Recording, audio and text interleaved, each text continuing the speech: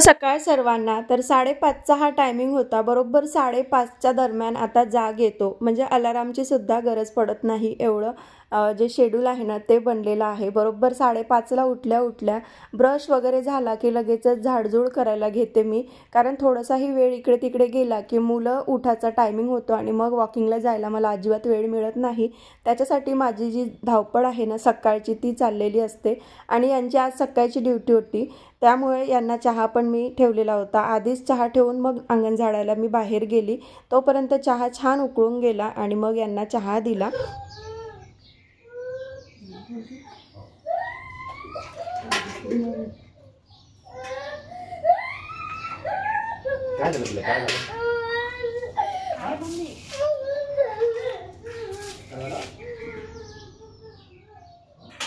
आता तुम्ही रिदूचा आवाज ऐकला असेल तर तो ना अचानक उठला। रोज उठत नाही तो, आता 15-20 दिवस झाले माझं रुटीन जे आहे ते जमलेलं आहे। म्हणजे कधी वॉकिंगला नाही जरी जाणं झालं ना तरी पण 5:30ला शार्प मी उठते। तर आज रिदूनं उठलेला होता म्हणून मी आज थोडंसं स्किप केलं। तसेही हे ड्युटीवर जाणार होते। वॉकिंगला तसं तर सोबत जातो, पण यांची जर ड्युटी असली सकाळची तर मी पण एकटीच चालली जाते। पण आज ते शक्य वाटत नव्हतं, कारण रिदू एकदाचा उठला की तो झोपला नसता आणि यांनी पण त्याची स्मितूची झोपमोड केली। नमस्कार, मी मोनिका, स्मितू आणि रिदूची मम्मा या यूट्यूब चॅनलमध्ये तुम्हा सर्वांचे अगदी मनापासून स्वागत करत आहे। तर आता मी झालेले आहे रेडी, म्हणजे सगळे क्लिनिंगचे कामं वगैरे आटपून रेडी झाली। पण आता टिफिन बनवायचा आहे। 7:45 वाजले, आज 15 मिनिटं वेळ झाला, स्वतःला आवरलं त्याच्यामुळे। तर चला करते कंटिन्यू। जो सकाळचा मॉर्निंग वॉक आहे ना तो खूप गरजेचा असतो, एकतर आपल्या शरीरासाठी आणि आपले जे कामाची स्पीड आहे ना ती ॲटोमॅटिक वेगाने चालते। म्हणजे काय आहे माहिती नाही, त्याच्यामध्ये एक मॅजिक आहे की लॉजिक आहे, तर पण एकदम अशा झपाट्याने पटापट सगळे जे काम आहे ना ते उरकून जाते। आज याच्यासाठी मला हा अनुभव आला की मी आज घरी होती आणि घरी राहून मला असं वाटलं की अर्धा तास माझा वॉकिंगचा वाचला तर पटापट माझे सगळे कामं होऊन जाईल, पण तसं न होता आणखीन 15 मिनटं मला उशीर झाला। वेळ तीच आणि जी काही कामं आहे ना ती पण तीच होती, पण उलट मला 15 मिनटं उशीर झाला। एवढा तो फरक आहे ना तो मला तरी जाणवतो, कारण आपण जेव्हा फिरून येतो ना बाहेरच्या वातावरणातून तेव्हा खूप आपलं जे माइंड आहे ते एकदम सेट झालेलं असते आणि आपण एकदम फ्रेश असतो। खूप जे आपल्यामध्ये असते ना पॉझिटिव्ह एनर्जी ती आपल्यामध्ये येते। कामं तर पटापट होतेच होते। तर इथे ना मी भेंडीची भाजी बनवायला घेतलेली आहे। रात्रीच भेंड्या मी कट करून ठेवलेल्या होत्या आणि आता इथे हलकीशी जिरं मोहरीची फोडणी दिली, लसणाच्या किडल्यासुद्धा मी टाकते। पण आज लसूण जो आहे तो पूर्ण मी पेस्ट करून घेतलेली होती, म्हणून आलं लसणाची पेस्ट टाकली आणि थोडेसे आपले सुके जे मसाले असते ते याच्यामध्ये टाकून घेतले। मोकळ्या भाज्यांमध्ये मी गरम मसाला अजिबात वापरत नाही, फक्त जो धनिया पावडर असतो ना तो टाकते, हळद आणि लाल तिखट एवढंच। आणि जे भेंडीची भाजी जेव्हा बनवते मी त्याच्यामध्ये थोड्याशा मिरच्यासुद्धा टाकते, म्हणून थोडंसं तिखट जे आहे ते कमी टाकलेलं आहे। पण आमच्या घरी थोडंसं तिखट जे आहे मुलं वगैरे सगळे खातात, म्हणजे एकच भाजी ही कॉमन सगळ्यांसाठी असते, म्हणून सुरुवातीपासूनच मुलांना पण तिखट खाण्याची जी सवय आहे ती झालेली आहे। मध्यंतरी एक कमेंट होती की ताई रिदू तिखट खातो का, तर हो तो सगळं खातो, म्हणजे त्याला वरण वगैरे लावून असं पोळीमध्ये कसं थोडंसं एक भाजी पोळीचा घास आणि त्याला वरणामध्ये डुबवून असं मी चारते, पण पूर्ण असं भाजी पोळी नाही खात तो, पण त्याला तसं जरी दिलं ना तरी पण तो खाऊन घेतो आणि एकच भाजी असते सगळ्यांची कॉमन। तर त्या ज्या ताई होत्या ना त्यांचंही बाळ छोटंसं आहे, त्यापूर्वी पण त्यांनी कमेंट केली आणि कसं असते आपल्याला वारंवार एकच कमेंट जर आली आपण त्याच्यावर क्लिक करतो आणि प्रिव्हियस ज्या कमेंट आहे ना त्या दिसतील, तर त्यांचं रिदूबद्दल जाणून घ्यायचं खूप आहे, म्हणजे खूप त्यांना असं वाटतं की नाही माझं बाळ असं आहे, माझं बाळ तसं असेल।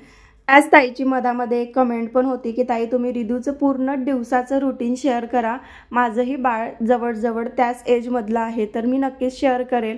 त्याच्यासाठी ना मला हे पण घरी असणं गरजेचं आहे, कारण कितीही म्हटलं तरी जेव्हा मी त्याला चारून देणार ह्या त्या गोष्टी होईल तेव्हा शूट करायला एक जण पाहिजे.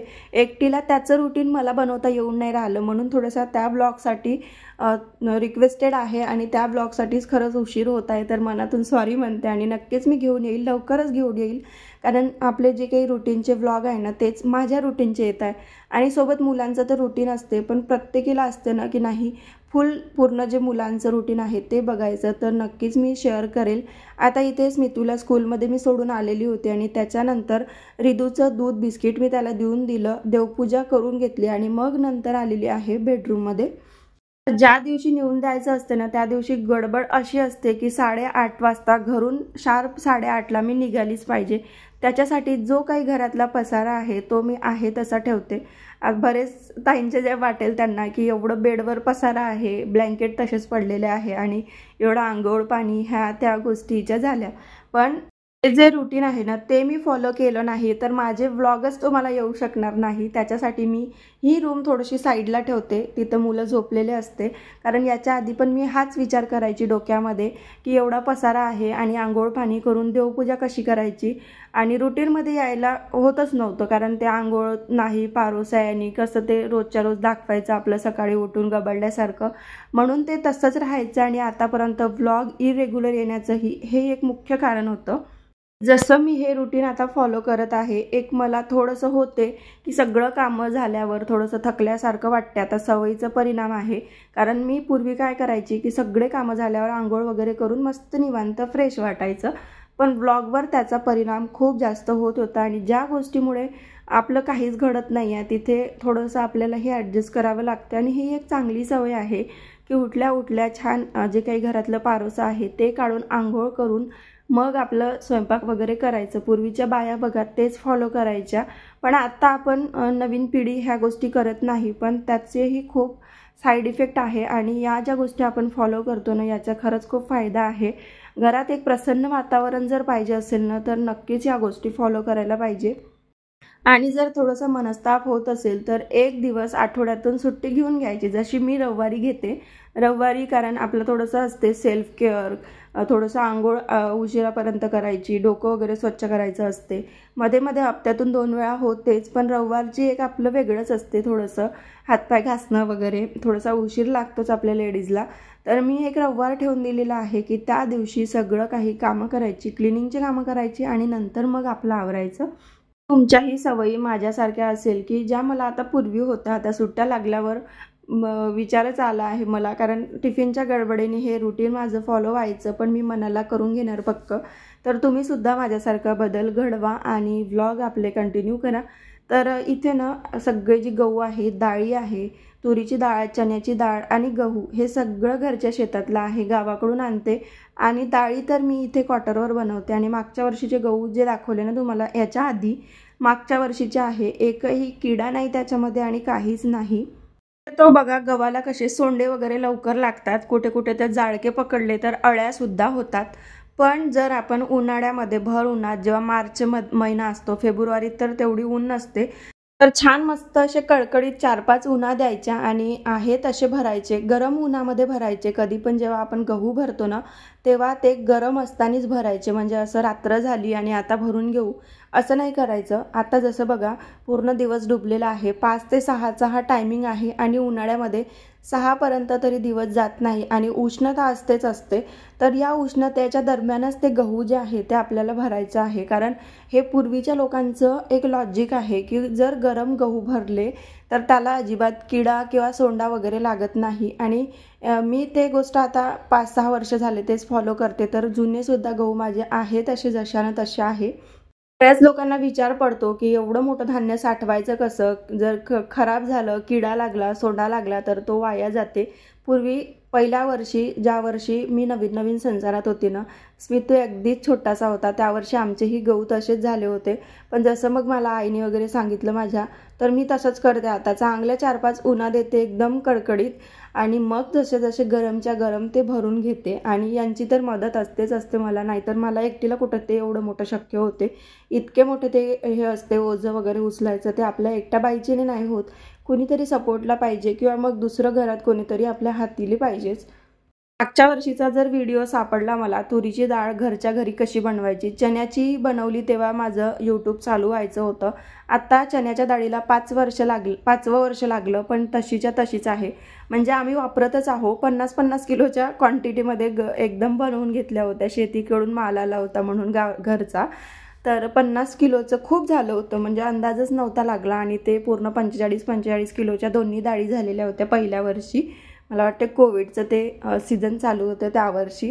तर ती जी डाळ आहे ना चण्याची, ती अजूनही आहे, पण तुरीची डाळ संपली होती. कारण वरण आपण रोज बनवतो, म्हणून मागच्या वर्षी यूट्यूब जेव्हा सुरू होतं तेव्हा मी बनवलेली होती परत. तर ते मी शेअर केलेली आहे. तो जर व्हिडिओ सापडला तर मग नक्कीच याच्या खाली डिस्क्रिप्शनमध्ये मी देईल तो. आणि बघा, आपण प्रत्येक गोष्ट जर दोघं मिळून करत असेल ना, नवरा बायको मिळून, तर त्या गोष्टीमध्ये खरंच एक वेगळीच गोडी असते की नाही, आपलं इतकं वाचते, आपलं जे काही नियोजन आहे त्या गोष्टीचं, ते आणखीन एक बॉन्ड बनत जातो. आणि हाच बॉन्ड आमचा कायम आहे की ज्या वेळेस उन्हाळा येतो ना, तेव्हा आमचं डिस्कशन चाललेलं असते, नाही हे बनवायचं ते बनवायचं. आणि यांचं तर प्रत्येक गोष्टीत हातभार असतोच. बाजूला तुम्हाला पापडसुद्धा दिसत असेल बेडशीटवर, ते सुद्धा बनवलेले आहे आम्ही.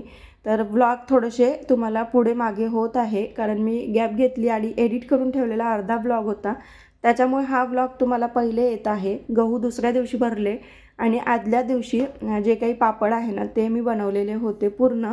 त्याची रेसिपी तुम्हाला उद्याच्या व्लॉगमध्ये बघायला मिळणारच. तर इथे आता दोन्ही जे डब्बे दिसत आहे ना, त्याच्यामध्ये तुरीची डाळ आणि चण्याची डाळ असं भरणं सुरू आहे. आणि थोडी वाचलेली होती, तर म्हटलं जे काही रेग्युलर डबे आहेत त्याच्यामध्ये बेसनसाठी चण्याची डाळ आणि तुरीची डाळ वरणासाठी अशा डब्यांमध्ये मी भरून ठेवते. बरोबर तंतोतंत अंदाजाने ते डबे जे आहेत ते भरलेले होते. आणि व्हिडिओ थोडासा स्किप न करता बघा, म्हणजेच तुम्हाला जी गहू भरण्याची माझी ट्रिक आहे ती पण तुम्हाला बघायला मिळेल. आमचं तर आता वाळवणीचे पदार्थ थोडक्यात झालेले आहे. अर्धे जे आहे ते ठेवते मी, 8-10 दिवसाने करते, कारण एकसारखं जर करायचं म्हटलं तर नाही होत, माझ्याकडून तरी नाही होत शक्य.